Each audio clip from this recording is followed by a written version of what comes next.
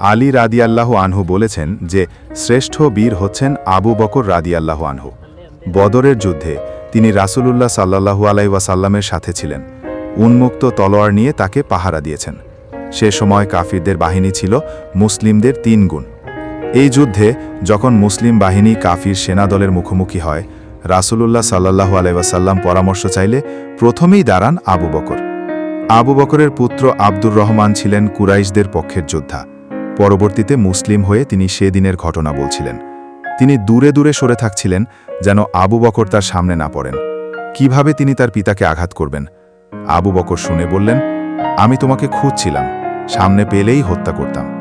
তিনি এটাই বুঝিয়ে দিলেন যে একজন মুমিনের কাছে আল্লাহর সন্তুষ্টি ও ভালোবাসা সকল মানবিক স্নেহের উপরে। যুদ্ধক্ষেত্রে শত্রুদের প্রতি কঠোর হলেও তিনি ছিলেন অত্যন্ত কোমল হৃদয়ের অধিকারী। সেজন্য বদরের যুদ্ধবন্দীদের ব্যাপারে মতামত চাওয়া হলে তিনি তাদের হত্যা না করে মুক্তিপণ নেওয়ার পক্ষে ছিলেন। মুসলিমদের তখনকার আর্থিক অবস্থাও তার বিবেচনায় ছিল। বলা হয়েছে বদরের সাহাবীরা সর্বশ্রেষ্ঠ, কারণ এই যুদ্ধ ছিল ইসলামের টিকে থাকার যুদ্ধ, সত্য থেকে মিথ্যাকে পৃথক করার যুদ্ধ। উহুদের যুদ্ধের এক পর্যায়ে সকলেই পালিয়ে গিয়েছিল।